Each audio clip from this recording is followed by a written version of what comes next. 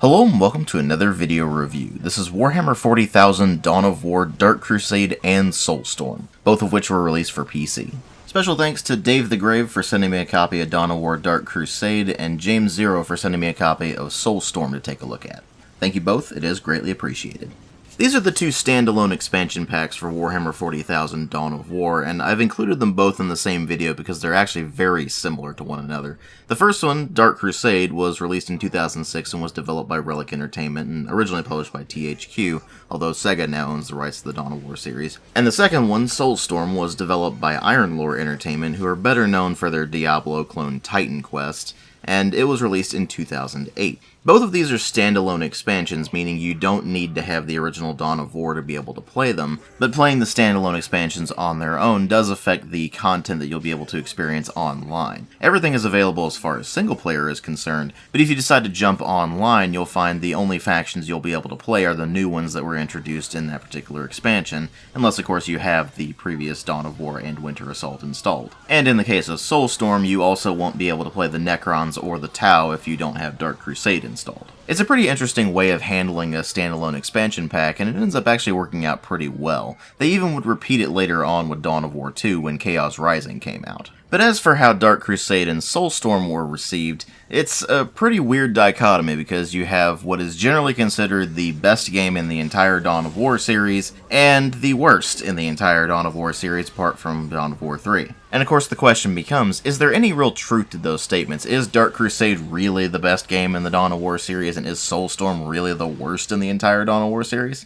Well, let's go ahead and start delving into them and find out. Now, as far as presentation goes, there's really not a lot to talk about here that wasn't already covered in my Dawn of War and Winter Assault reviews. The only major difference in the visuals is that Dawn of War and Winter Assault did not natively support widescreen resolutions. You kind of had to mod the game to get those in, and with Dark Crusade and Soulstorm, they're in there by default. Which in turn allows you to enjoy your glorious 2004 visuals in your 2006 and 2008 games respectively in glorious 1080p. Which, don't get me wrong, it's definitely a good thing that they put widescreen support into it, but it really is not impressive from a visual standpoint, and considering that all of the new visuals are very much in line with what you saw in Dawn of War and Winter Assault, it means that it's just not very impressive to look at. And it really doesn't help that the camera is not suited to a high-resolution monitor at all. It's way too zoomed in, to the point where you really can't tell what you're doing half the time. And it's rather painfully obvious they designed the camera around the lower resolutions that Dawn of War and Winter Assault were capable of displaying in their native forms,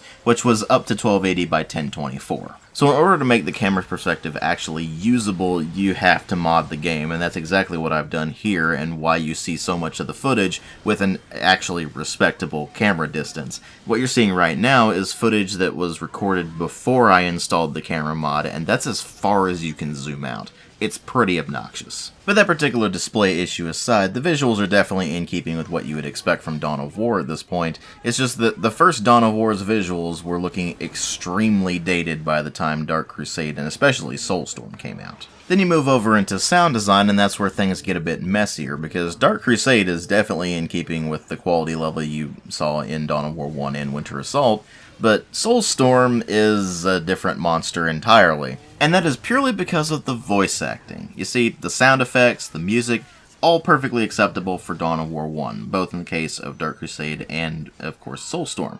But the voice acting, while in Dark Crusade is perfectly fine, in Soulstorm is so bad it's actually hilarious. Now don't get me wrong, Warhammer 40,000 voice acting is always going to be cheesy as hell just because it's Warhammer 40,000. Everything has to be so ridiculously over the top and grimdark that you can't help but just chuckle at it at least a bit. But in Soulstorm, you get the absolute majesty of metal boxes! And of course, the glory of Indrik Boreal saying just about anything. So it ends up being so ridiculous you can't help but at least chuckle at it. So even though the voice acting in Soulstorm is bad, it's the good kind of bad, and that ends up making the game oddly charming. But other than that, the rest of the sound design for both Dark Crusade and Soulstorm, and of course the visuals for both of them, fit in extremely well with what you would expect from Dawn of War 1 and of course Winter Assault at this point.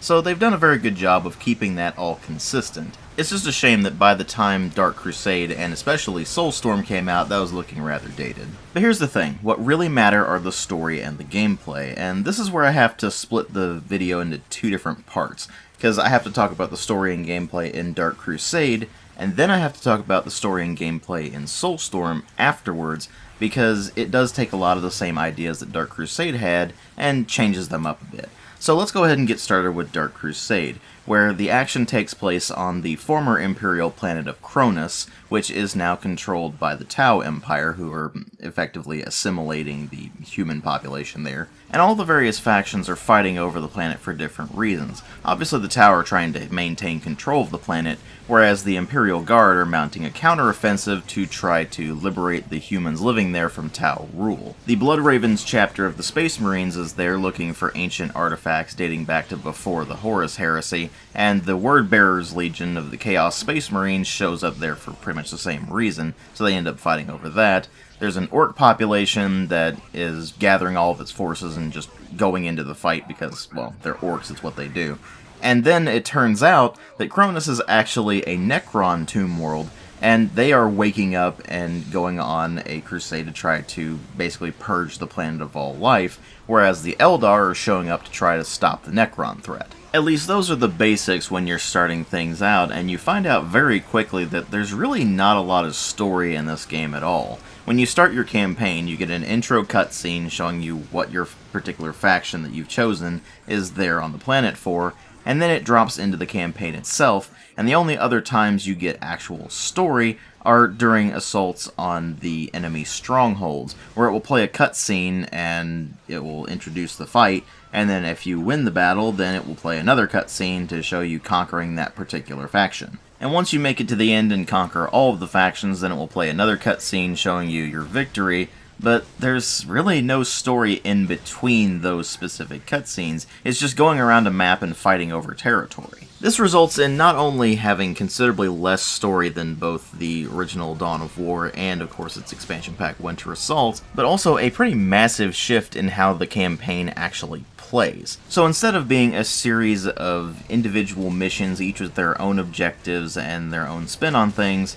Dark Crusade is a much more free-form style of campaign, where you have a campaign map showing a bunch of territories, some of which have special bonuses on them for specific honor guard units and that sort of thing. And you're basically fighting to control all the territories and eventually eliminate all the enemy stronghold territories. When you go into a stronghold territory battle, they're much more reminiscent of the campaign battles you would see in both Dawn of War and Winter Assault, where they have specific objectives you need to complete in order to win that particular battle. And once you win that particular battle and you conquer that stronghold territory, that enemy faction is eliminated from the game. As you conquer territories, you'll gain access to new war gear for your commander unit, which will give them particularly powerful bonuses. For example, it might increase their melee attack damage, or their ranged attack damage, or they might be able to detect infiltrated units, or that sort of thing. And it will also be reflected on your commander's unit model, where they will actually change their appearance as you get new war gear. In addition, you will also be able to gain access to various honor guard units, which are particularly powerful variants of certain units that will be able to accompany your commander into battle whenever you hop into a particular territory, and once you've recruited an honor guard unit, it will spawn immediately at the start of a battle, as opposed to needing to have a building constructed and then researched later on. So you can take these honor guard units along with you between battles, and they give you a force to start with that is of some pretty powerful units, capable of defending against an early attack, or if you are able to churn out enough units in enough time, capable of launching a pretty powerful attack right from the start. In addition, if you manage to conquer a territory, anything you built in that territory is going to be persistent, at least as far as buildings go. With units, you have to reinforce that particular territory with units that you buy with requisition from the campaign map. But these requisition points are also used for buying honor guard units, and you only get a pretty limited amount of them per turn, so you need to budget them out accordingly. So now the campaign has this sort of overarching strategic layer, and you have the more traditional real-time strategy gameplay that you've gotten used to from Dawn of War 1 and Winter Assault in the actual battles. It reminds me a lot of the Conquer the World campaign in Rise of Nations, which had a pretty similar territory grabbing mechanic, although it did its own thing as well.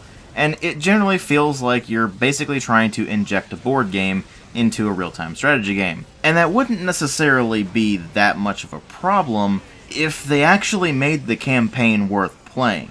You see, the story's not that interesting, and the actual gameplay of the campaign is just a bunch of skirmish battles with the Honor Guard units and the Commander war gear thrown in. The only battles that really set themselves apart from just basic skirmish matches are the Stronghold missions, and those are relatively few and far between. You only get 6 of them in any given campaign. You may say, but DW, there are 7 factions, shouldn't you get the 7th one as well? No, you don't. Because if the AI somehow decides it's going to attack your stronghold, then it's just a standard skirmish battle.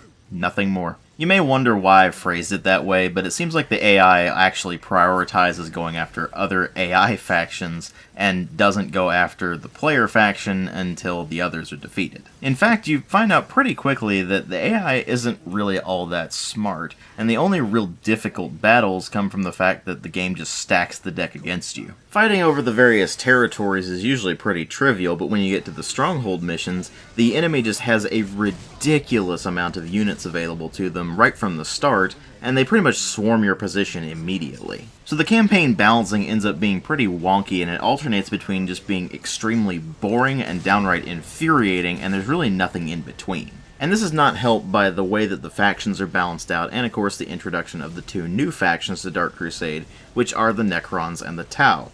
The Tau are actually reasonably well balanced. They're generally very long-range units with very weak melee, and even though they're very fragile, they do a pretty good amount of damage. They're actually pretty reasonably balanced, and they end up being a pretty interesting way to play. But then there are the Necrons, which have resource advantages because they only have power as a resource as opposed to having power and requisition.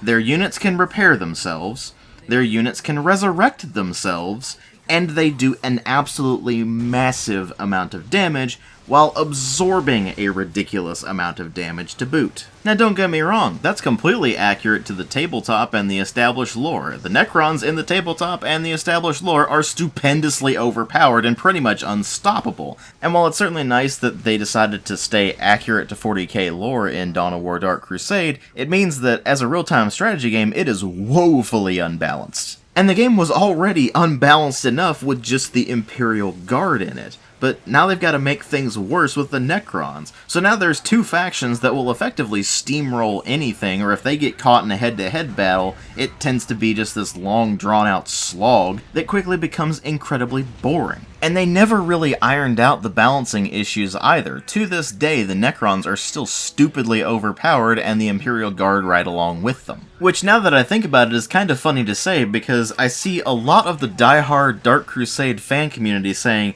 no, the Necrons are not overpowered, and the Imperial Guard are incredibly weak. And I detect the taint of chaos in people who say that sort of thing.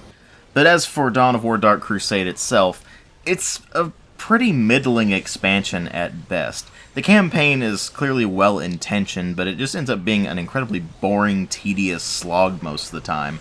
And the factions that it does add are certainly interesting, but the balancing just ends up leaving a lot to be desired, and especially since they never really fixed it with patches for Dark Crusade, it ended up falling to Soulstorm to try to balance things out in the long run, and that didn't necessarily go the way people wanted it to.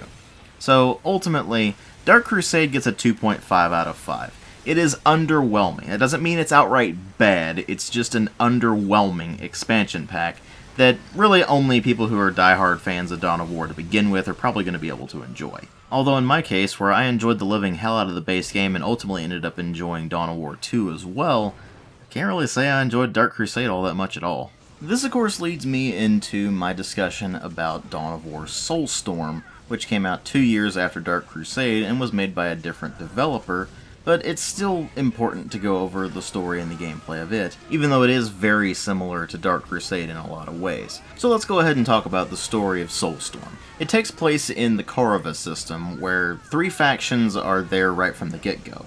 Those are the Imperial Guard, the Orc tribes that are in the system, and the Necrons who have a tomb world at Korova 3. At some point, a warp storm is summoned, which causes the Chaos Space Marines to show up in the system and start attacking, and the Tau Empire decides to try to conquer the system for the greater good. The Eldar detect the Necrons awakening, so they decide to send a force to try to exterminate the Necrons, and the Space Marines, specifically the Bloodraven chapter, show up to just purge the entire system. Into all of this mess, two new factions are introduced. The Dark Eldar, who show up basically just looking for carnage, and the Sisters of Battle, who show up with pretty much the same idea as the Space Marines, but with a much less incompetent and idiotic commander, and they are there just to purge the entire system. Like in Dark Crusade, you really don't get much in the way of story. You only get the cutscenes at the beginning of Stronghold missions, at the end of Stronghold missions, and of course at the end of the entire campaign.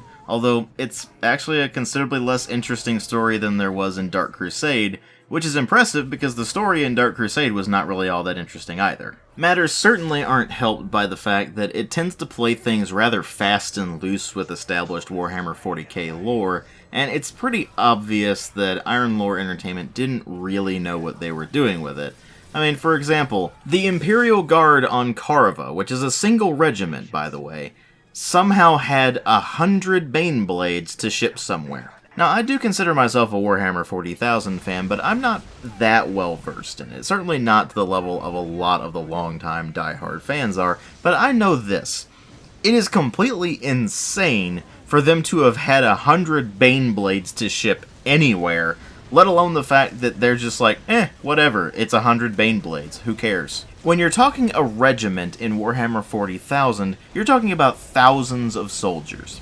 And they are lucky to have a single Baneblade. Where they managed to get 100 of them, I have absolutely no idea, but that is the kind of thing you're dealing with when it comes to the 40k lore in Soulstorm. Now that sort of thing alone is enough to sour the opinions of a lot of 40k fans out there, but it's certainly not enough to make the expansion the reviled pariah that it is. So what about the actual gameplay? Well, as far as the campaign's concerned, it's pretty much exactly the same as Dark Crusade. It's still the territory-based conquering mode, you still have the Honor Guard, you still have the War Gear mechanic for your commander unit, you still have the Stronghold missions that will determine whether or not a faction is defeated, all that sort of thing. Where it differs is that it removed the persistent bases that were in Dark Crusade. So whenever you captured a territory in Dark Crusade, whatever buildings you built were still there if an enemy attacked that territory and you had to defend it. That's not the case in Soulstorm. Instead, you can either build a forward base in a territory you're attacking if you're the Sisters of Battle, or if you've conquered a territory, you can reinforce it with various buildings that will allow you to have your pre-built base. That may not necessarily sound like that much of an issue, but it did give the territory missions in Dark Crusade at least some semblance of not just being a standard skirmish match, whereas when you play the campaign in Soulstorm, they really are just a series of skirmish battles over and over and over again, with some very light campaign elements in between. And the prevailing thought I have there is just, if all it's going to be is a bunch of skirmish matches, then why bother with the campaign in the first place? Why not just jump into the skirmish mode, configure it the way I want on whatever map I want, and go from there? I mean, I have the same problem with the Dark Crusade campaign, but at least it has the persistent bases in it, and that makes it slightly less tedious at least, so there is that. But Soulstorm doesn't really have anything redeeming in its campaign other than the sheer hilarity of how bad the voice acting can be and how dumb some of the writing is. So it really does come down to the raw gameplay mechanics, not simply the campaign, and that's where things get a bit interesting, because Iron Lore clearly decided they wanted to balance the game out a bit more. They knew that, contrary to what a lot of Dark Crusade fans will tell you, that the Necrons are actually a problem, and they needed to be nerfed.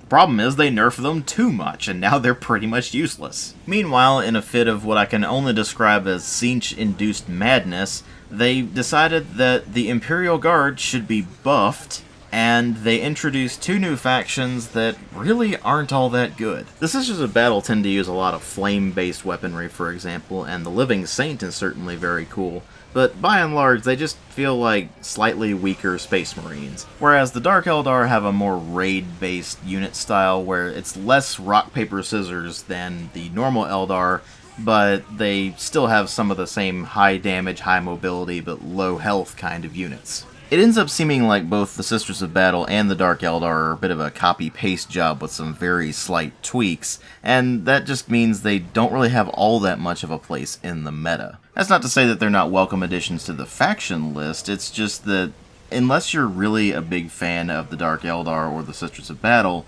there's not really all that much reason to play them in Soulstorm. And going off of there being not that much of a reason to use the Dark Eldar or the Sisters of Battle unless you just really like them, there's also a new addition to the unit roster, which is air units. Soulstorm adds an aerial unit to every single one of the unit rosters, which kind of ignores the traits that the previous units had, where they were all moving around on the ground, of course. And it ends up being something that should be really interesting and shake up the meta a bit, but again, you only get one aerial unit per faction, and to make matters worse, they don't really matter all that much. None of them are particularly powerful, and ground units can still attack them, so there's not really much reason to use them. I mean, sure, you can get into some aerial battles, which are not particularly visually impressive, but the main value of these units seems to be their mobility, because they can move over terrain that the infantry units can't, and of course the ground vehicles can't as well. So that makes them a bit better for doing some raids or scouting, but the lack of punch that they have means that their usefulness is extremely limited. And unfortunately, that's pretty much all Soulstorm brings to the table. It adds the Sisters of Battle and the Dark Eldar, both of which are pretty much just slightly tweaked copy-paste jobs of previous factions, and then they added in air units, which are very dubiously useful, and finally, they messed up the campaign by making the persistent bases no longer a thing, unless you fortify a position with the buildings. I mean, they couldn't even really figure out the campaign map, because it takes place across multiple planets, and there are various gates that go between the planets that you have to capture to progress to that new planet. So you'll fight whatever faction you are on your planet, and then you'll move to the next one and keep going until eventually you get all of the planets. This means that the more freeform elements of Dark Crusade's campaign are limited so much in this that they might as well not even really be in there. And what you end up with is a mess of an expansion that not only is a mess from a gameplay perspective, but is also a mess from a Warhammer 40k lore perspective, and it just ends up satisfying absolutely nobody. I wouldn't necessarily go so far as to say it's an outright bad expansion, because you can still get something out of it if you're a diehard Dawn of War fan, but other than that, basically nobody's going to get much of anything out of Soulstorm, and you're just better off playing other games in the series. If you like more of the small unit tactics, then you might as well just go with Dawn of War 2, because that's what that game's all about. And if you want something that's a bit more of a traditional real-time strategy game, you're just better off playing the base game, maybe with Winter Assault installed. And if you're an absolute masochist who really wants to be curb-stomped by the Necrons all the time, then maybe Dark Crusade. But you can pretty safely avoid Soulstorm.